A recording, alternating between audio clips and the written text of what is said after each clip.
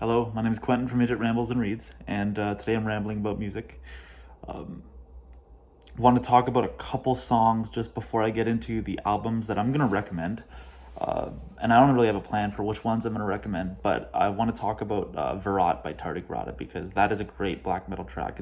It's the bare minimum of aggressive that you want your black metal to be, but it's so much more melodic than a lot of stuff out there, and I think it's a good track for would-be listeners of black metal to kind of like, if you're not down with this, don't bother. But even if you are down with this, it gets way more aggressive. Just know that. But after, yeah, it's a great song around the 8 minute 30 second mark, and then the last bit of the song is just like such a great. The way the song kind of moves is awesome, and it's like Lord of the Rings, but like almost as heavy as it should be, you know. Anyways, yeah. So, but I want to get that out of the way, and I want to get "Bed for the Scraping" by Fugazi out of the way. That's a really interesting punk track, kind of post-hardcore track, and just some amazing guitar lines on there.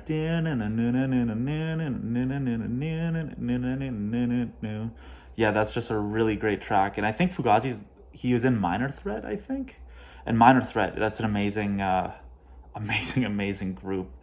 Uh, yeah, I got to get more into the punk stuff soon too, but I want to get that track out of the way because I'm listening to Red Medicine for kind of, I put like restrictions on stuff that I can listen to for the next like couple weeks or so.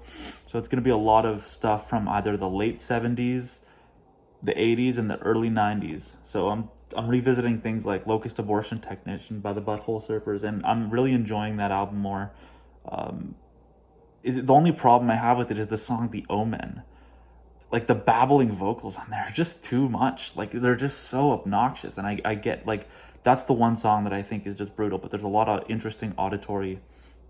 It's almost like sound art projects in a way, like not even real songs. But anyways, I'm gonna get on with some albums to recommend. First, I want to recommend "Songs About Fucking" by Big Black. That's Steve Albini's group hilarious album cover. I love this album. Listening to it with both my headphones working is wow. It's a great album. I like it more than Atomizer. It's a really interesting blend of like noise rock, punk, and there's this like really fascinating drum machine, which I think is like the best part of a lot of songs here. That drum machine just goes and goes and goes, and it makes tracks like El Dopa, like just earth shattering. Like that song, oh, that song is so good. El Dopa is amazing. Bad Penny's amazing. Power of Independent Trucking, apart from some of the lyrics, amazing. Uh, a lot of songs on this are just it's just almost heat from start to finish. There are maybe a couple songs towards the back end that I'm not a big fan of, but almost everything on here I love, and this thing goes hard. Uh, yeah, you're not gonna want to miss that if you're into like more abrasive music. But the Songs About Fucking by Big Black. Another one I want to talk about is Juju by Susie and the Banshees. 81, interesting kind of quirky guitar, but in a really subtle way. The guitar tones are kind of watery. It's like a post-punk classic, super goth. You're gonna want to check that out for sure. Uh, the only songs that I'm not entirely sure that I love would be I think the second last one. But even the last one, I have to be in the mood for it. But it's very Night. I was gonna do a video with 5 albums for Night, 5 album recommendations for the night. I finished it, but I was just like, well, I don't know. But what are you gonna do? But Juju, definitely check it out. I'll link, well, on the Big Black, I'll link El Dopa. El Dopa, fix me. All right. I don't know. But I'll link El Dopa. That's my favorite song on there. On Juju, I'll link, I think,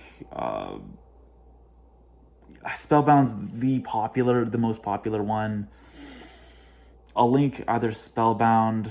I'll probably link, it's so hard because there's so many good ones. I'll link Arabian Nights. Although Monitor, Halloween, those songs are great too. Next album I'll talk about is Roland S. Howard, guitarist for the Birthday Party, but his own solo album actually, Teenage Snuff Film. Don't let the edgy name deter you from this album. This is a good album. The thing is, there are some songs towards the back end, like the White Wedding cover. that stuff doesn't really speak to me sonically as much, but I'll link Breakdown, and then this is like a quintessential Night album. Dead Radio, amazing track, just really kind of brooding and slow, and some of the lyrics, like his vocal delivery is just that really dejected, you know. I've lost the power, I had to distinguish between what to ignite and what to extinguish. It's very sad boy, very goth, but it's good. It's not just vibe music. Dead Radio, amazing track. Breakdown, and then just the guitar on that track, how slow it is, and the way it's just, here comes a breakdown, and then do do do do do. Like the way the guitar on that is just like washes over every time, like a amazing tide, is just beautiful, beautiful, beautiful. She Cried's another good one. I Burnt Your Clothes, not as big of a fan of that one, although the guitar tone is cool, but I just wish there was more going on. The next one I'll talk about on that album, Exit Everything. That's an amazing, amazing song. You got to check that one out. I'll link Breakdown and things. That's my favorite. But Sleep Alone is an amazing track where it's more birthday party, but not really in the same style. It's more just birthday party in that it's super aggressive. It is crushing, and the guitar tone on that, like, beautiful. And the choice to end the album with like 2 minutes of noise. Come on now, that's awesome. Next album I'll talk about, Skinny Puppy's Bites. I am not too familiar with industrial music, so on a walk last night, I listened to Skinny Puppy's Bites, and I also listened to Ministry's The Land of Rape and Honey. And I'm not going to talk about the Ministry. Well, the Ministry was good. Stigmata I'm not the biggest fan of, but overall, especially towards the back end of that album, beyond the lyrics to like Flashback, which is like, stop, like, I hate those lyrics. but yeah, beyond the lyrics to Flashback, it's just not, it's really good, but those lyrics, man, stop it. But yeah, the more industrial elements, like the more sequenced stuff, and the more like computer generated, and the movie samples are great. But anyways, Bites is by Skinny Puppy is what we're talking about. Canadian band, let's go. Really like Night vibes. Great Night album, I think. But it is just it's just a pretty good album, I think. But for the nighttime, that's when it really gets better. Assimilate is just a goth banger. You know, The Choke, amazing track. Film, amazing ending. Talking about not the reissue, the original track list, but Film's a great ending. Yeah, like it's weird because I think it's the first three songs are all amazing. Assimilate's the clear standout. I'll link Assimilate in case you haven't heard it, but if you know, you know. Yeah, so I talked about songs about fucking, Teenage Snuff Film by Roland S. Howard, Bites by Skinny Puppy, Juju by Susie and the Banshees. I didn't plan a fifth one, but what album do I want to talk about? I want it to be, well, because most of the thing that I've been listening to as of late is just really, rock stuff of the late 70s, 80s, and 90s. Because everyone, and that's the other thing about Bites, is that it's very 80s. Pretty Hate Machine era, 9 Inch Nails. If you like that, you'll love Skinny Puppy.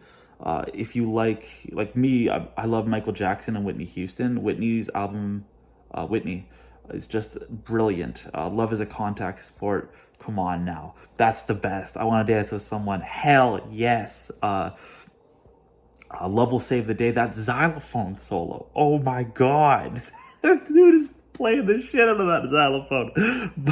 but yeah, just that 80s vibe in the synths is just awesome. I love it. If you like The Cure, you might like Skinny Puppy. If you like those types of things, right? Yeah, it's that type of vibe, and it's very rigid, electronic, very rigid sequenced stuff. But it's also like there's the occasional tones in the back that just really make it super atmospheric. It's great. It's a good album. I really enjoyed Bites by Skinny Puppy, and I'm trying to get into their discography because Too Dark Park is a really tough one to swallow, man. That album is just like what planet were they on when they were making that album? I couldn't dig it beyond Nature's Revenge, but I'm gonna work my way there, and hopefully you'll get an update from me where it's finally made sense to me. I don't know, but the last one I'll talk about is Rap Ferreira's Purple Moonlight Pages. I've just wanted to talk about this one since the video on Night albums, because this was in there. Um, it was a really good album. It's the best thing Rory's been involved with, period.